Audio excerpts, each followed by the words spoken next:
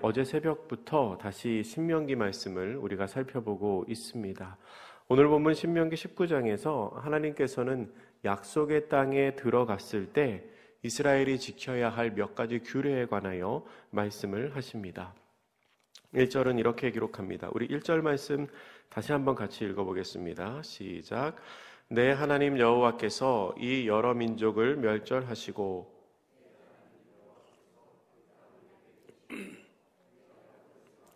그들의 성읍과 가옥에 거주할 때에. 아멘. 하나님께서 그 땅을 이스라엘에게 주셔서 그 성에 있는 집에 거주할 때에 이렇게 하라라고 말씀하시는 겁니다. 그러면서 오늘 본문에서 하나님께서는 크게 세 가지를 말씀하시는데요. 먼저는 도피성 제도를 말씀하시고 그 다음에는 토지의 경계표를 옮기지 말아라 하는 말씀을 하십니다. 또한 그 다음에는 증인의 규정에 대해서 말씀을 하십니다. 서로 상관이 없어 보이는 이 규정들을 관통하는 하나의 주제가 있습니다. 그것은 하나님의 정의와 하나님의 공의가 드러나는 규례라는 겁니다. 하나님의 정의와 하나님의 공의의 속성이 드러나는 명령입니다. 특별히 이 규례들은 약속의 땅에서 억울한 사람, 억울한 자가 없게 하려는 하나님의 배려, 하나님의 명령이었습니다. 먼저 나오는 내용은 도피성에 관한 규례입니다. 오늘 본문 2절과 3절을 우리 다시 한번 같이 읽겠습니다. 시작. 내 하나님 여호와께서 내게 기업으로 주신 땅 가운데에서 새 성읍을 너를 위하여 구별하고 내 하나님 여호와께서 내게 기업으로 주시는 땅 전체를 새 구역으로 나누어 길을 닫고 모든 살인자를 그 성읍으로 도피하게 하라. 아멘. 하나님께서는 약속의 땅을 셋으로 나누고 새 구역으로 나누고 각각의 구역에서 하나씩 새 성읍을 구별하라고 말씀을 하십니다. 그리고 그 성읍을 향한 길을 닫고 모든 선지자, 모든 살인자가 그곳으로 도피할 수 있도록 하라고 말씀하십니다. 이 길을 닦으라는 것은 도피성까지 안전하고 신속하게 돌아갈 수 있도록 준비를 해 놓으라는 뜻입니다. 구역을 나누어 각 구역에 한 성읍씩 정한 것도 마찬가지 이유입니다. 도피성까지 빠르게 도달할 수 있도록 그렇게 하라고 말씀을 하신 거죠. 그리고 모든 살인자가 그곳에 갈 수 있다라고 말합니다. 어떤 살인자든지 그곳에 갈 수 있습니다. 이것은 원칙을 말씀하시는 겁니다. 모든 생명은 보호해야 할 가치가 있기 때문입니다. 십계명체의 6번째 계명은 일체의 살인을 금하고 있습니다. 그가 비록 살인자라고 할지라도 함부로 죽임을 당해서는 안 된다는 겁니다. 그가 비록 뒤에 나오는 계획적인 살인을 했다고 할지라도 절차에 따라서 처벌을 받아야 합니다. 그래야 억울함이 없기 때문입니다. 본문 4절에서는 도피하여 살 수 있는 경우를 이렇게 설명합니다. 우리 4절도 같이 읽겠습니다. 시작. 살인자가 그리로 도피하여 살 만한 경우는 이러하니 곧 누구든지 본래 원한이 없이 부지 중에 그의 이웃을 죽인 일. 아멘. 원한이 없는 상태에서 자기도 모르게 다른 사람을 죽였을 경우 그는 도피성에서 보호를 받을 수 있습니다. 부지 중에 사람을 죽인 예는 이렇습니다. 성경에 이렇게 나오죠. 나무를 하다가 자기가 사용하고 있는 도끼자루에서 이 도끼가 빠져나가는 겁니다. 세게 치다가 도끼날이 빠져나가서 옆에서 나무하고 있는 사람을 쳤습니다. 만약 그래서 그 사람이 죽었다고 한다면 그것은 그가 일부러 그 사람을 해한 것이 아니니 그는 도피성으로 들어가서 살 수 있다는 겁니다. 반면에 11절부터 13절까지 나오는 말씀에는 도피성에 가더라도 보호받지 못하는 사람의 예가 나옵니다. 고의로 살인을 했을 경우에는, 다른 사람을 계획적으로 해쳤을 경우에는 도피성에 가더라도 보호를 받지 못합니다. 그렇게 죄에 합당한 벌을 내리는 것이 하나님의 공의입니다. 그리고 6절과 7절은 도피성의 목적을 다시 한번 확인시켜 줍니다. 도피성의 목적은 피해 복수자, 그러니까 살인을 당한 사람의 가족들이 이 살인자를 쫓아가서 그를 쳐서 생명을 빼앗지 못하도록 하는 데에 있습니다. 그러니까 사사로운 복수를 허용하지 않는 거죠. 죽더라도 이 벌을 받더라도 이 공식적인 절차가 있어야 된다는 겁니다. 특별히 도피성은 의도가 없이 부지 중에 살인한 자를 피해 복수자로부터 보호하는 제도입니다. 잘 보호하기 위해서 가까운 곳에 도피성을 준비해 놓아서 누구든지 빨리 그곳으로 피하게 할 수 있도록, 또 길도 잘 닦아 놓아서 이 피해 복수자에게 붙잡히지 않도록 그렇게 준비를 해 놓으라는 겁니다. 그리고 하나님께서는 8절과 9절 말씀에서 땅이 넓어지게 되면, 영토가 더 많아지게 되면 도피성을 더 만들라고 말씀을 하십니다. 도피성을 3곳 더 정하라고 말씀하시죠. 그래서 후에 이스라엘에는 이 도피성이 요단 서쪽에 3개, 요단 동쪽에 3개, 그렇게 6개의 도피성이 정해지게 되었습니다. 10절에는 도피성을 만든 궁극적인 목적이 나오는데요. 우리 10절 말씀 같이 읽어보겠습니다. 10절 시작. 내 하나님 여호와께서 내게 기업으로 주시는 땅에서 돌아가지 아니하리라. 아멘. 하나님께서 기업으로 주신 땅에서 무죄한 피를 흘리지 않는 것, 그러니까 억울한 죽음이 없게 하는 것, 이것이 도피성의 목적이었습니다. 그러면 이렇게 도피성으로 피한 사람은 언제까지 도피성에 있어야 될까요? 평생 그 도피성에서 머물러야 할까요? 그에 대한 답이 민수기 35장에 나오는데요. 우리 이 말씀 한번 찾아보겠습니다. 신명기 바로 앞에 민수기가 있죠. 민수기 35장 28절 말씀입니다. 민수기 35장, 성경을 앞으로 조금만 넘기시면 됩니다. 35장 28절 말씀 찾으셨으면 같이 읽겠습니다. 시작. 이는 살인자가 대제사장이 죽기까지 그 도피성에 머물러야 할 것임이라. 대제사장이 죽은 후에는 그 살인자가 자기 소유의 땅으로 돌아갈 수 있느니라. 아멘. 부지중에 살인을 하고 도피성에 피한 사람은 대제사장이 죽기까지 그 성에 머물러야 했습니다. 그리고 대제사장이 죽은 후에는 자기의 원래 집으로 돌아갈 수 있었습니다. 왜 그렇게 생각하냐면 대제사장이 제물이 되어서 그의 죄를 대속하여 죽었다고 생각을 하기 때문입니다. 이 구약의 도피성은 신약 성경의 구원자로 오시는 예수 그리스도의 예표입니다. 예수님께서는 어떤 죄인이시든 다 맞이하여 주십니다. 그에게 어떤 상황이 있든 다 맞이하여 주십니다. 그리고 대제사장이 죽을 때에 도피성에 있는 사람의 잘못이 용서받았다고 여겨지듯이 하나님께서는 우리를 위한 대제사장이신 예수 그리스도의 죽음으로 우리의 모든 죄를 다 용서해 주셨습니다. 그 뒤에 나오는 14절에는 경계표를 옮기지 말라는 말씀이 나옵니다. 우리 14절 말씀 다시 우리 본문으로 돌아와서요.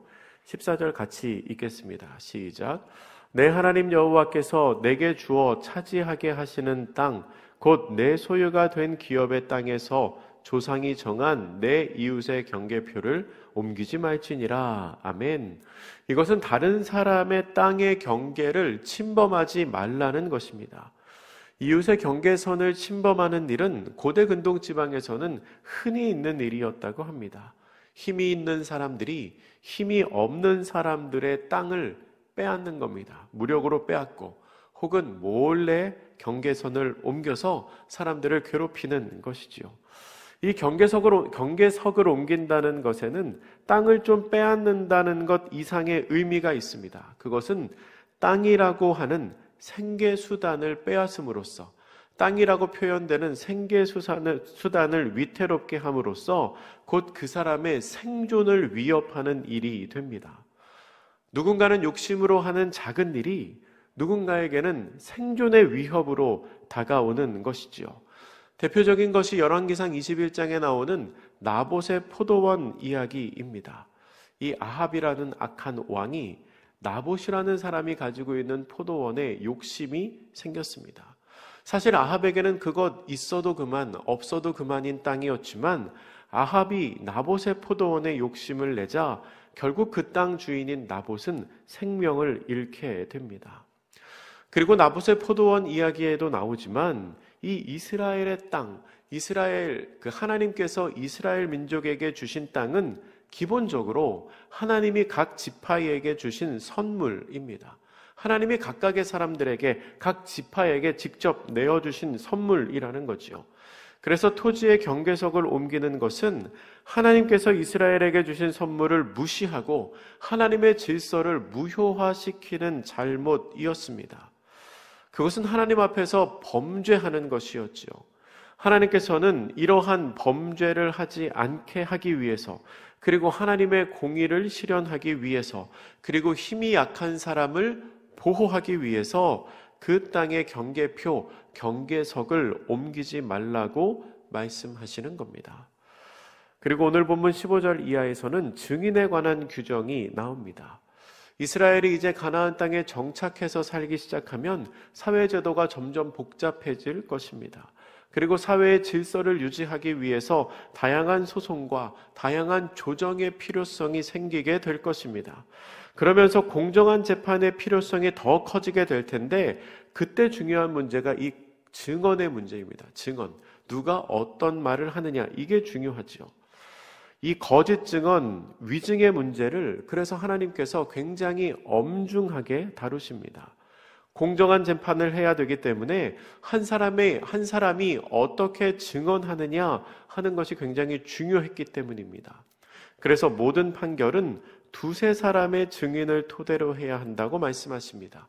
오늘 본문 15절 말씀입니다. 15절 같이 읽습니다. 시작. 사람의 모든 악에 관하여 또한 모든 죄에 관하여는 한 증인으로만 정할 것이 아니요 두 증인의 입으로나 또는 세 증인의 입으로 그 사건을 확정할 것이며. 아멘. 이스라엘의 법정은 증언에 의해서만 재판이 진행됐습니다. 한 사람의 편파적인 증언이 어떤 사람의 재판에 크게 영향을 미칠 수 있는 그런 구조였습니다. 이것을 예방하기 위해서 한 사람의 말로는 증언을 삼지 말고 두세 사람의 증언을 두세 사람이 말할 때 그것을 증언으로 삼으라는 겁니다. 증인들의 증언이 판결에 결정적인 영향을 미치기 때문에 위증은 굉장히 큰 잘못으로 여겨졌습니다. 재판장은 그것을 자세히 조사해야 했고요. 그 증인이 거짓 증언을 하는지를 판단해야 했습니다. 그래서 그의 증언이 거짓 증언이라고 판단이 되면 그가 한 그대로 그에게 행하라. 그가 한 그 잘못 그대로 그에게 행하라고 말합니다. 18절과 20절도 우리 같이 한번 읽겠습니다. 시작. 재판장은 자세히 조사하여 그 증인이 거짓 증언하여 그 형제를 거짓으로 모함한 것이 판명되면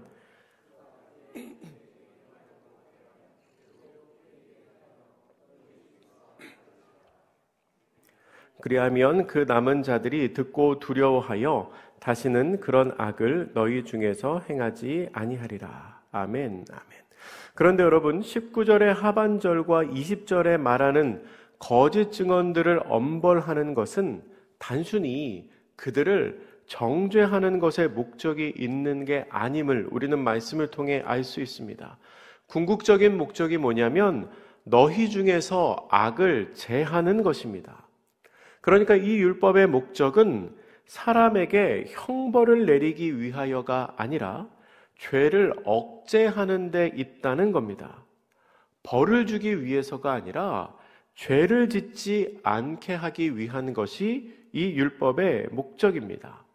법을 지키는 문화, 모든 사람들이 법을 두려워해서 잘못을 하지 않는 문화를 만드는 것에 목적이 있다는 거지요. 사람을 둘러싸고 있는 문화는 굉장히 중요합니다. 법을 지키지 않는 문화가 가득한 곳에서는 내가 아무리 잘 지키려고 해도 그렇게 하기가 참 힘이 듭니다. 하나님께서는 법을 지키는 문화, 정의로운 문화가 이스라엘 민족 가운데 확산되기를 원하셨습니다. 시각을 조금 더 확장시켜서 생각해 보면 하나님이 지금 제거하시려는 것, 하나님이 싸우고 있는 대상은 거짓 증언을 하는 사람이 아니고 거짓 증언을 하게 만드는 악에 있음을 알게 됩니다. 하나님께서는 사람들의 마음속에 죄를 경계하는 마음을 심어주셔서 듣고 두려워하여 라고 표현하시죠. 이 죄를 두려워하는 마음을 심어주셔서 죄에 빠지지 않도록 하기 위해 그들을 엄하게 처리하라고 치리하라고 말씀하시는 겁니다. 하나님의 정의는 사람을 정죄하기 위함이 아닙니다. 죄가 사람을 지배하는 것을 막고 죄의 지배로부터 사람을 구해내기 위함입니다. 오늘 본문의 마지막에는 동해보복법이 나옵니다. 21절에 이렇게 기록하지요. 내 눈이 긍휼히 여기지 말라. 생명에는 생명으로, 눈에는 눈으로, 이에는 이로, 손에는 손으로, 발에는 발로이니라. 아멘. 여러분, 이 동해보복법은 어떻게 보기에는 참 잔인하고 또 1차원적이고 무식한 처벌처럼 보일 수 있습니다. 하지만 이것은 약자들을 위한 법입니다. 억울한 일을 막기 위한 법입니다. 힘이 있는 사람이 피해를 당하면 똑같은 피해가 아니라 2배, 3배로 복수할 수 있겠지요. 만약에 힘이 약한 사람이 피해를 당하면 그 사람, 힘이 강한 사람에게 어떻게 피해를 혹은 보상을 받지 못할 수도 있습니다. 하나님께서는 똑같은 것으로 보상하라고 말씀하시는 겁니다. 피해받은 것 이상의 보복을 하지 않도록 이 법의 테두리로 딱 정해 놓으신 겁니다. 그런데 여러분, 이 약자들을 위한 최소한의 법인 동해보복법도 신약시대로 넘어오면 그리스도인의 더 높은 도덕성으로 대체가 됩니다. 예수님께서 제자들에게 가르쳐 주신 가르침은 원수까지도 사랑하는 것이었습니다. 예수님은 복수가 아니라 사랑이 하나님의 법을 성취한다고 말씀하십니다. 그리고 예수님 자신도 그 가르침대로 원수된 우리를 위하여 십자가에 달려 돌아가심으로 말미암아 하나님의 뜻을 성취하는 것이 보복이 아니라 사랑임을 알게 하셨습니다. 그런데 이것은 공의의 하나님이 변질되신 것이 아닙니다. 구약의 하나님은 공의의 하나님이셨는데 그 하나님이 변하여 신약에는 그러한 공의를 주장하지 않으시는 것이 아닙니다. 우리의 모든 죄를 예수 그리스도의 보혈로 대속하셨기 때문에 그 예수 그리스도의 보혈로 말미암은 십자가의 은혜 위에서 우리가 사랑의 윤리를 세워갈 수 있게 된 것입니다. 그래서 골로새서 3장 13절 14절은 이렇게 기록합니다. 누가 누구에게 불만이 있거든 서로 용납하여 피차 용서하되 주께서 너희를 용서하신 것 같이 너희도 그리하고 이 모든 것 위에 사랑을 더하라. 이는 온전하게 매는 띠니라. 아멘. 신약의 시대에는 동해보복법이 진리가 아니었습니다. 주님께서 우리를 용서하신 것 같이 우리도 용서해야 합니다. 그리고 그 모든 것 위에 사랑을 더해야 합니다. 말씀을 정리하겠습니다.